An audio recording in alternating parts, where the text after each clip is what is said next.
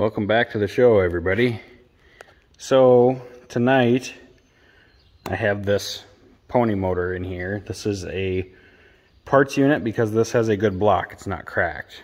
I want to make sure, tear this block down, make sure I'm happy with everything that we find, because this may be the one I end up using, or quite possibly this could be a future motor for my D47U, which you guys haven't seen yet, but don't worry, we'll do that here in the near future. Anyway, this is an early block. It's a 3B block. The later ones are typically a 5F, or later than this would be a 4B. It's not 100% period correct. This is a 41 block, whereas the crawler's a 36, but by the time you put the dash over this, no one would ever know the difference. So I think to get this started, we'll get this nut and fold over lock out of the way, get the flywheel pulled off, and then we'll flip it over, take some other parts off, and see if we can't get this completely torn down, make sure we have a good block, and then once we have a good block, we will bring the other one over here and see what parts that can all offer. Well, I'd be lying if I said that this nut didn't give me a run for my money. I tried everybody's favorite penetrating oil, and that didn't get me anywhere. So then I switched back over to heat, and that got it moving, and then I sprayed a little penetrating oil on it just so the threads weren't trying to climb through all that rust. But it's still tight. I have a feeling I'm going to have to heat that nut back up just to get it off of here.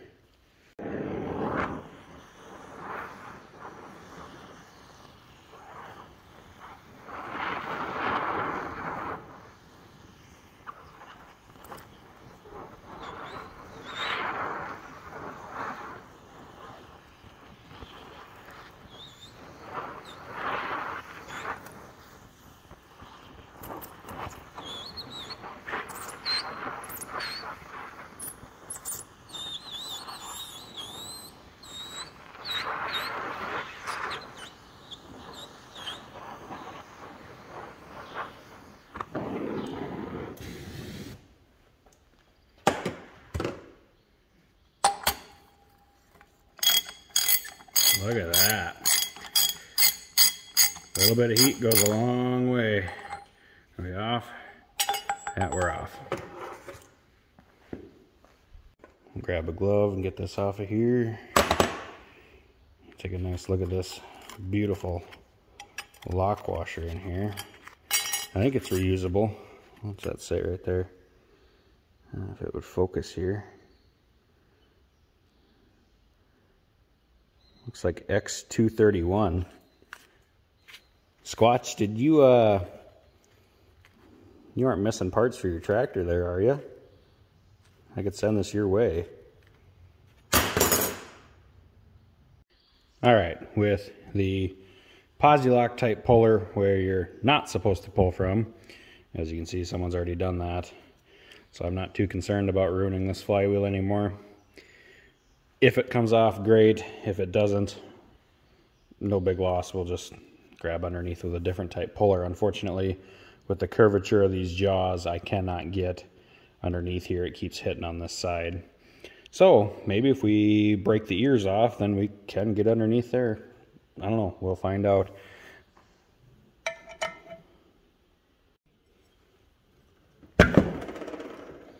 Oh, it didn't take much at all.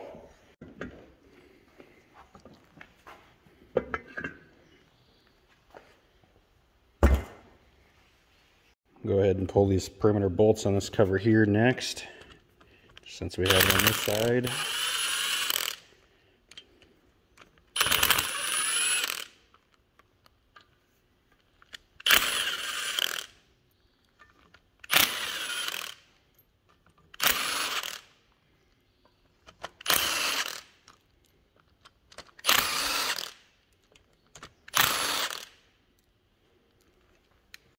Alright, so that other side cover didn't want to move.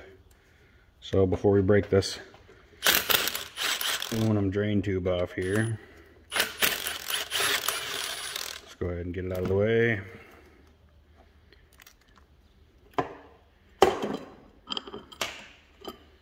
Easy enough.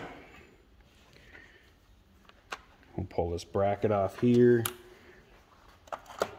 That bracket there controls the decompression on the diesel engine. There's a rod that goes through. There'd be another bracket here.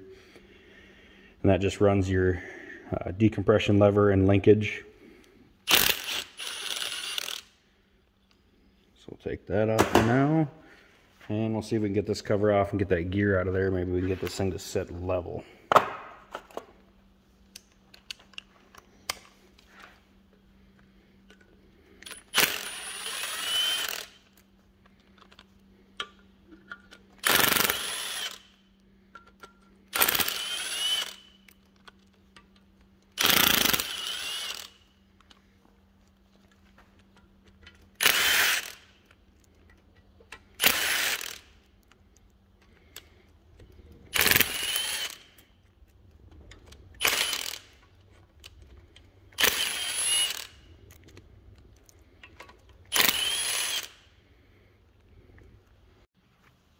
Well, I did end up having to put some heat around here, so I did get it walked most of the way out.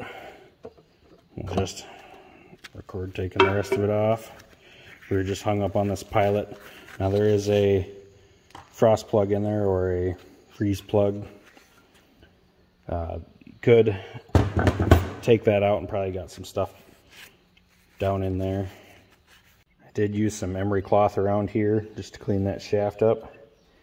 I notice there's quite a bit of play in that bushing.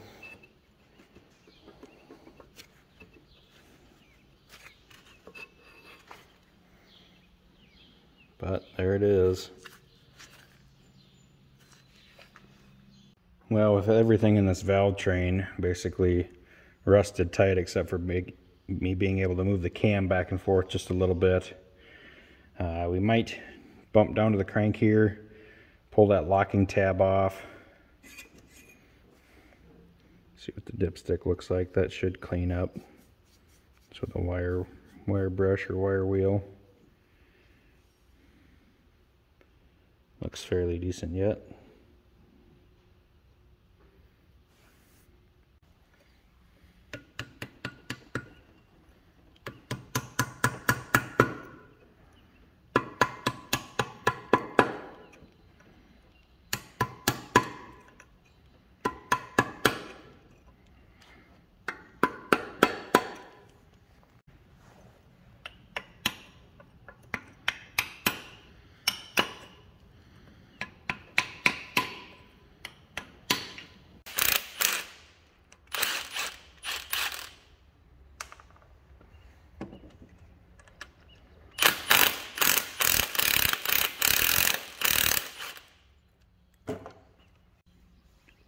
Another nice reusable fold-over lock. We'll put that in that stash with X231 parts for Squatch 253. I know how much he likes reusing fold-over locks. Okay, with the puller set up on this crankshaft gear, we're going to try and pull that. Hopefully we don't break these little 1/4 bolts. They are just a grade 5. I don't have any coarse threaded bolts in my kit. Everything that's 1/4 inch in there is fine thread 1/4/28. So we'll just see how hard this thing wants to come, and I'm not going to stand in line with the puller in case it does pop the heads off them bolts. Try not to bump the camera again here either. You can see it's already starting to squish the washers pretty good. Oh yeah. This could be fun.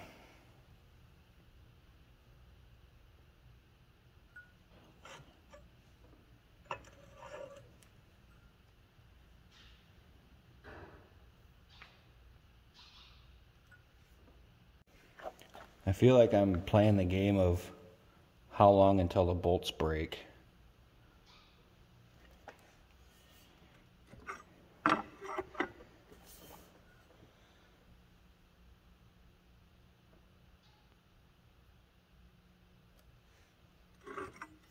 You get so much tension on there. They're just 1/4 inch bolts. I hate to break these off in the gear, because then I'm really screwed. We'll be drilling them out in the mill after a bit. Well guys, this is where I'm calling it quits. That bolt is bent. That one's doing alright yet, but I just don't trust this setup. My washers aren't holding up. I need to get different hardware in here, or I'm going to make more work for myself. Okay, after a short trip to the hardware store, we picked up some grade 8 bolts along with a few different style washers just to kind of spread that load out. Stacked a few of them up. Let's see what happens.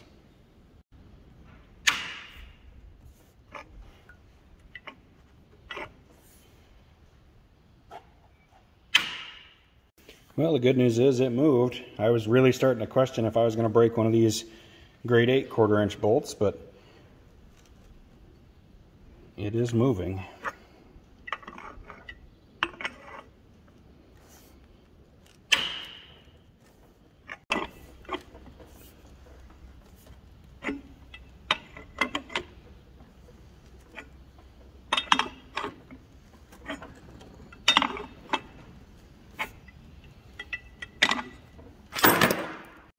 Well, there it is, guys.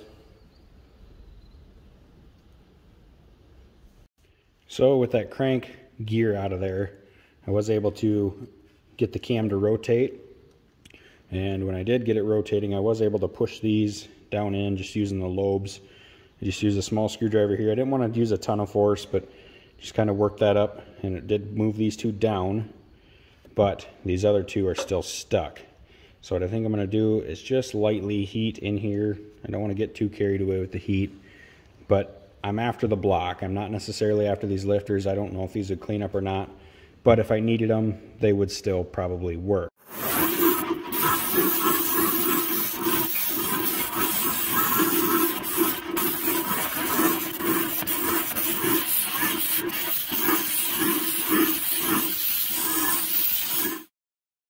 So I did have to go through and heat this twice. I heated it, both of them, and then I got this one to move just with the cam. And then once I tried to do that one, it had gotten stiff again just from cooling down. So I went and heated that area up again. Kind of ran this around.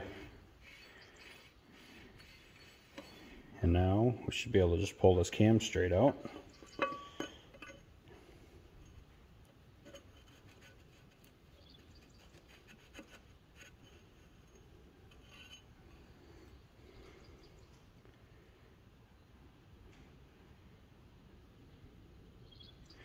We'll hang on to it for now, but I don't think we'll be using that cam again.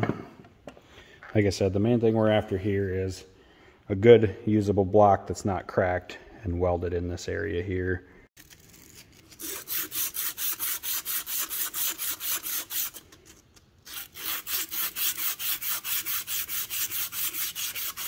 So as you just saw, I did take some emery cloth and just lightly ran over all 4 of these just to keep any of that rust and junk from going through the bore. I know I already pushed these in a little bit with that junk, but that was just to prove that they could move. Otherwise there wouldn't be a whole lot of time spent cleaning any of this, because I believe they can come out the other way if need be. I'm not 100% sure on that, but I would like to kind of keep everything coming out in one direction here if we can.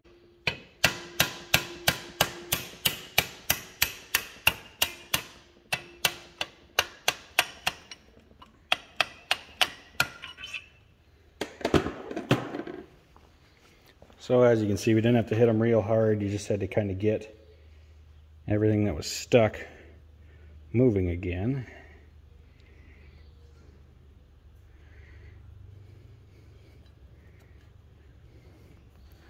That poor lifter's still a little warm yet. Might give that just a little bit of time to cool down.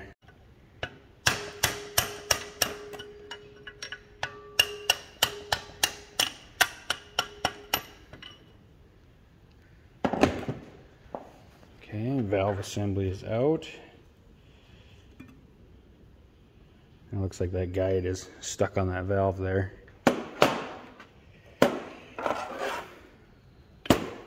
So I think you guys get the idea. I'll get these other 2 out. and we'll bring you back for a little bit of the bottom end, and hopefully we'll have this thing torn down here and have a good block. Well guys, I hate to do this, I really do, but this nut here I cannot get a wrench on because it's right under this lifter bore. You can't get to it because of the counterweight here, and that's not even trying to get to the lower one yet. The lower one you can't get to because there's a counterweight in the way. Now these two look like they're nice and accessible, but if you look at the way that the rod and the counterweight are sitting, you can't get the bottom part of a wrench in there, and it's too close to the base of the piston here, or the piston skirt or sleeve, whatever you would like to call that, to get a wrench around it. This bottom one here I can get a wrench on, but you're coming in at an angle right along the crank here and right here, and you get stuck right away. Basically, this poor pony motor got stuck in about, I would say, the worst position for taking it apart. It looks like a lot of room, but once you get a wrench down in there, there really isn't much room.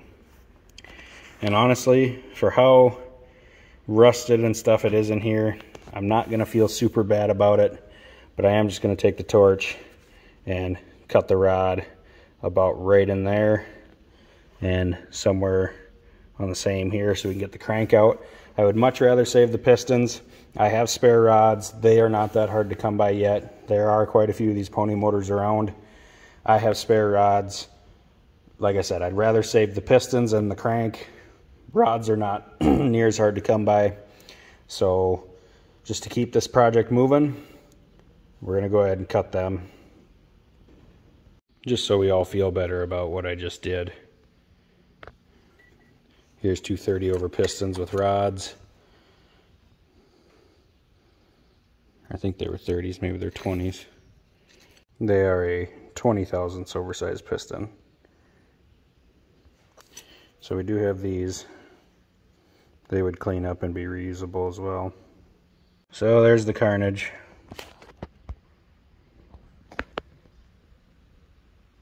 Simple. Cut through all the way. Like I said, not a huge fan of having to do that. You would spend forever trying to get stuff moving and get stuff apart, and for what, when I might not even use any of this. It might not even be usable. I know some of this stuff isn't readily available anymore, but the rods are. There's enough used parts units around that I'm not too concerned about it. Well, I didn't get a whole lot recorded taking this out. A lot of it was me kind of fighting with what was left of the rod, getting them lined up so I could get the nuts off from them. Crank here, I would say, is probably reusable. This is an early one with the spiral in the crank here. I don't feel bad about cutting the rods anymore. If you look, they have spun bearings before. Both of them look like that. So while they could have been fixed, realistically, very few people are going to put the money into them. Like I said, crank should be cuttable. Now, in order to save the pistons, I am going to let this block soak. So I'll stand it up, let one side soak, and then stand it up, let the other side soak. Let that penetrant get down through there. It'll probably take a couple weeks of sitting like that. I think it's worth it though, just to get them pistons out of there. They are a standard bore from what I can tell yet. They are an original style piston. Other than that, this block is basically torn down. So after I get the pistons out of it, this will go off to the machine shop as well, just to have it magnafluxed and checked for cracks. I'll also have them bake out all of the coolant passages here. Same with the heads that I end up going on this block. I'll have them checked out as well. I just can't foresee putting the time and money into all this stuff and then finding out it's cracked once it's all together. So guys, that's going to wrap up this episode. I want to thank everyone who watches, who subscribes and follows along with this project. In the next video, I believe we're going to try and get into the actual pony off from the RD4. Kind of see what that one can offer for parts. Like I said, I know the block is cracked. I'm hoping this can be a good candidate for that. But we'll see what else we find in there. I do have some other parts here that I can use. This crank is good. Obviously, we know that flywheel up there is bad. The cam could be usable. We can find better. Other than that, valve train parts, I guess, be hit and miss. We might find some new old stock stuff yet. Otherwise, we can probably put a good set together. So, we'll catch you on the next one, everyone. Well, we finished up with just enough daylight. Let's take all the boys for a walk. Except none of them will walk in front of me. They'll walk beside you, not in front of you. How you doing, Bailey?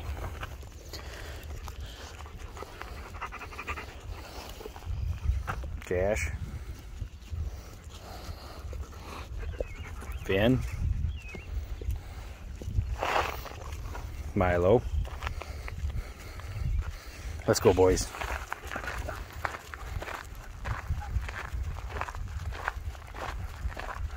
All right, let's go. Let's go.